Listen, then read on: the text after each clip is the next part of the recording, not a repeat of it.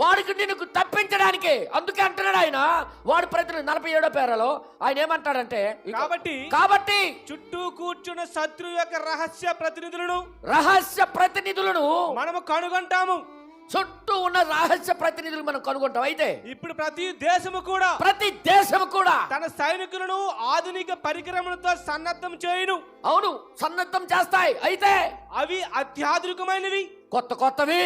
వారు ఇంకా అధ్యయనం చేస్తుంటారు దాని మీద. మరియు వారు ప్రతిదీ చేస్తారు. గెలవడానికే చూస్తారు వాళ్ళు.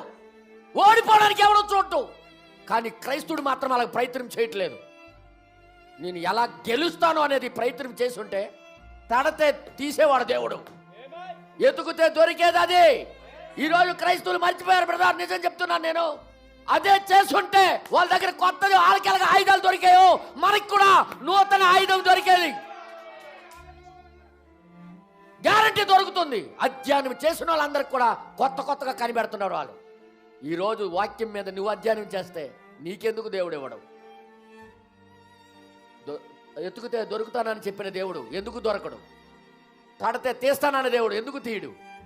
అది మానేశారు వీళ్ళు. నెక్స్ట్ తర్వాత ఇక్కడ ఏమంటాడంటే, చూడండి ఒకసారి, నేను అసలు పాయింట్కి తీసుకురావడానికి ఇవన్నీ చెప్తున్నాను, నేను జాగ్రత్త వినండి. నెక్స్ట్, అవతల వారి ఆయుధమును ఎదుర్కొనుటకు, అవతల వారి యొక్క ఆయుధాలను ఎదిరించడానికి కొంచెం ఎక్కువగా దాన్ని త్రిప్పు కొట్టగల కొంత అధికముగానే కొత్తదే ఆధునికమైన ఒక ఆయుధము కొరకు వారు ప్రయత్నించున్నారు. కొత్త ఆయుధాల గురించి ప్రయత్నాలు చేస్తున్నారు వాళ్ళు.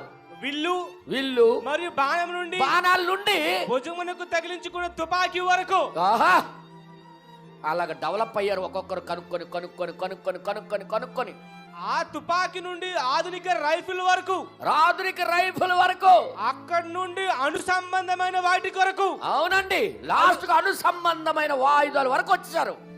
అలా కనుగొని అణుబాంబుల వరకు వచ్చేసారు. ఇప్పుడు అణుబాంబుల వరకు వచ్చామా లేదా? అణుబాంబులు హైడ్రోజన్ బాంబులు కూడా కనిపెట్టేశారు ఇప్పుడు. అవునాక చెప్పండి మీరే. అంటే అలాగ డెవలప్మెంట్ అయ్యి వారి దేశాల నుండి వాళ్ళు కాపాడుకోవడానికి ప్రయత్నాలు చేస్తున్నారు. నేనేం మాట్లాడుతున్నా అర్థమైందా? కానీ అదే ప్రయత్నము ఒక క్రైస్తవుడు కానీ కనుగొంటే, అసలు నిజంగా నేను ఎందుకు పడిపోతున్నాను, ఎందుకు ఓడిపోతున్నాను, అది దాని వెనకాల ఉన్న ఇది ప్రణాళిక ఏంటనేది తెలుసుకొని జాగ్రత్త పడడానికి కానీ ప్రయాసపడి ఉండుంటే ఈరోజు దేవుడి యొక్క రాకడ ఎప్పుడో అయిపోయేదండి. ఎత్తబాటు ఎప్పుడో జరిగిపోయేది. ప్రవక్త చెప్పాడు ఆ విషయం, జరిగిపోయేది. కానీ ఈరోజు ఆ ప్రయత్నాలు లేవు.